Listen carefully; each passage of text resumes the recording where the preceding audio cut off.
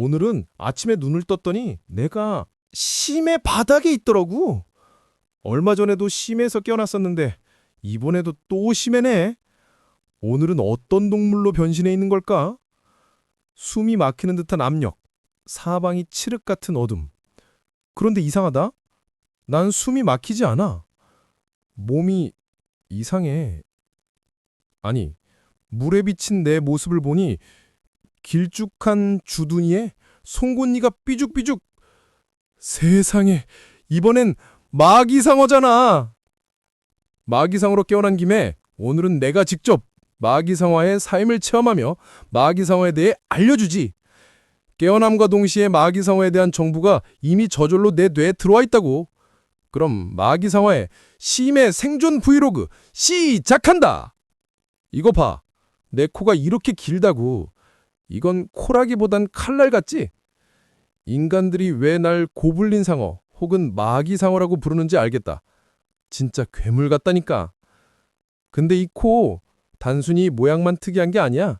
여기에 로렌치니 기관이란 게 빼곡히 박혀 있거든. 로렌치니 기관은 상어와 가오리 같은 연골혈류만 가진 아주 특별한 감각기관이지. 상어 얼굴, 특히 주둥이 주변에 있는 작은 구멍 같은 것들이 바로 이 기관이야.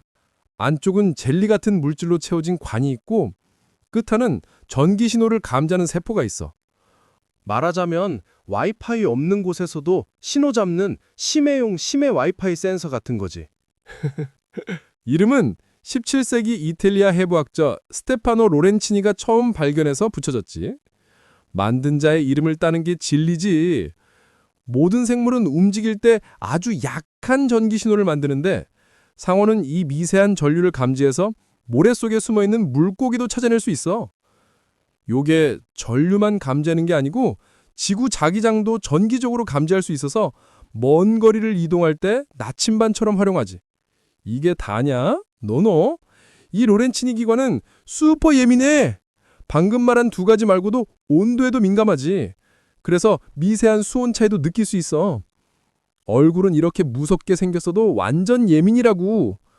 근데 온도 알아서 뭐 하냐고? 해양 환경에서 수온이 급격히 변하는 수온 경계면은 영양분이 풍부하거나 특정 생물이 모여드는 중요한 구역이 될 수 있다고. 이 미세한 수온 차이를 감지해서 중요한 해양 환경 변화를 파악하고 이동 경로에 활용할 수 있지. 한마디로 밥 먹는 데 활용하는 거.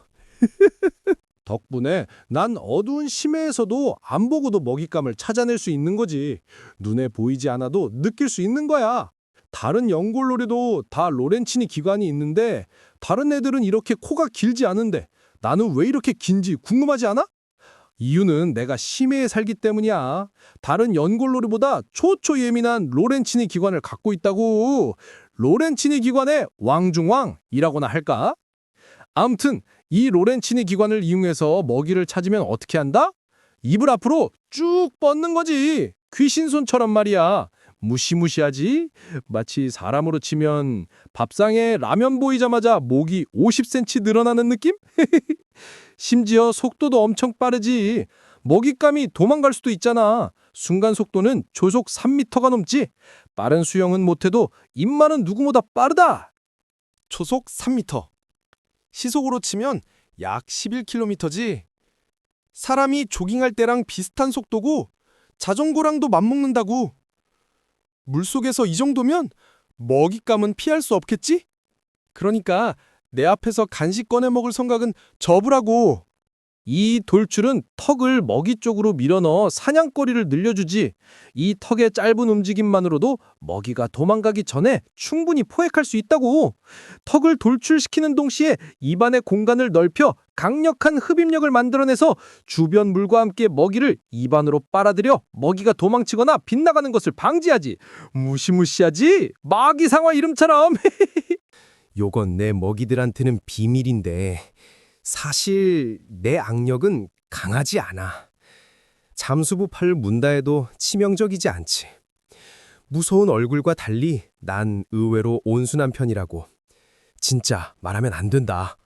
참고로 나는 심해에 사는 고대 상어의 살아있는 화석으로 거의 1억 2천만 년 전부터 이 모습 그대로 살고 있지.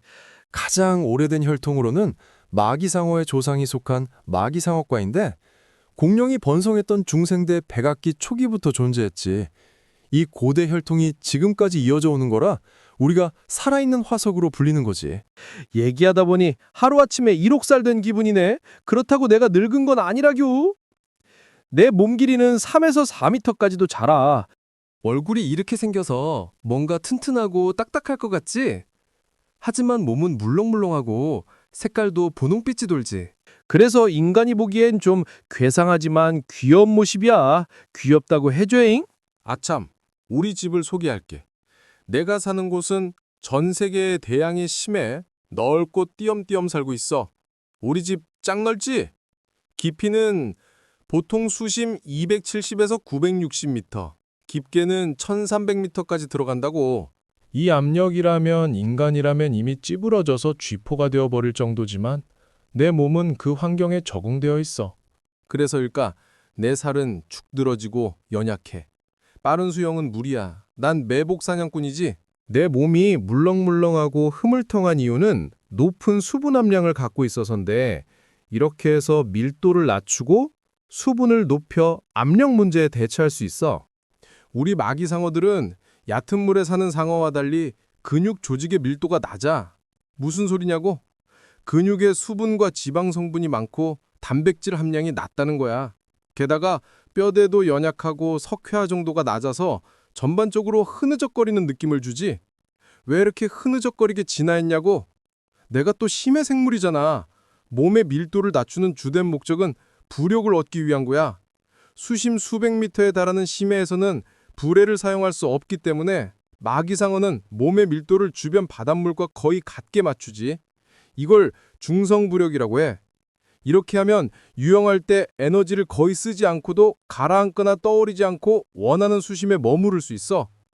마기상어가 흐물텅거린다는 것은 곧 단단한 구조물 대신 물과 지방을 이용해 압력 평형을 이루고 에너지 효율을 극대화할 수 있다는 것. 이것도 나의 거의 초능력이나 마찬가지지. 여긴 태양빛은 한 줄기도 닿지 않는 심해지.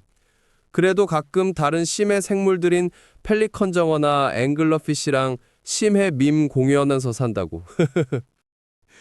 인간이 날 보기 힘든 건 내가 심해에 숨어 살기 때문이지. 다행히도 우리는 샥스핀 재료도 아니고 심해라서 어업으로도 거의 잡히지 않아. 너 나 바다에서 본 적 있어? 본 적이 없으니 내가 멸종위 기종일 것 같지? 노노. 나는 여기저기 띄엄띄엄 살아서 멸종위 기종은 아니고 국제자연보전연맹에서 최소 관심종으로 분류된 동물이야. 일본 근해에서는 생각보다 종종 발견되기도 해. 먹이는 주로 물고기, 갑각류 두 종류. 그러니까 내가 오늘 점심으로 먹은 건 오징어 덮밥 대신 그냥 오징어. 내가 무서운 얘기를 하나 해줄게. 예전에 인간들이 날 산채로 잡아 전시한 적이 몇 번 있었어. 안타깝게도 며칠 이상은 못 버텼지. 심해 환경에서 살아가는 나로선 수족관은 지옥이나 다름없거든. 내 피부가 분홍빛으로 보이는 건 혈관이 비쳐서인데 수면 위로 올라오면 혈관이 터져버려 더 붉게 보인다고. 날 심해 그냥 내버려두면 좋겠어. 차라리 다이버들이 레어템으로 발견해서 사진 찍을 때나 유명해지는 정도면 딱이겠네. 극 아이 유명인사 된 느낌으로. 내 번식 방법이나 수명 같은 것도 궁금하다고. 미안하지만 비밀이야. 다만 수컷은 대략 16살쯤 되면 성숙하고 60년 이상 살 수도 있지. 알을 낳은 뒤 새끼가 어미 뱃속에 다른 알을 먹으며 자라는 난태생 방식일 거라고 학자들은 추측하고 있어. 난태생이 뭐냐고? 알을 어미 몸 안에서 부화시켜 새끼를 낳는 거지. 알을 낳았지만 보이지 않았다. 사람들은 내 외모를 보고 날 마귀라 부르지. 하지만 난 인간을 해치지도 않고 그냥 심해서 조용히 살아가는 존재일 뿐이야. 사실 무시무시한 얼굴은 내 생존을 위한 장치일 뿐이지.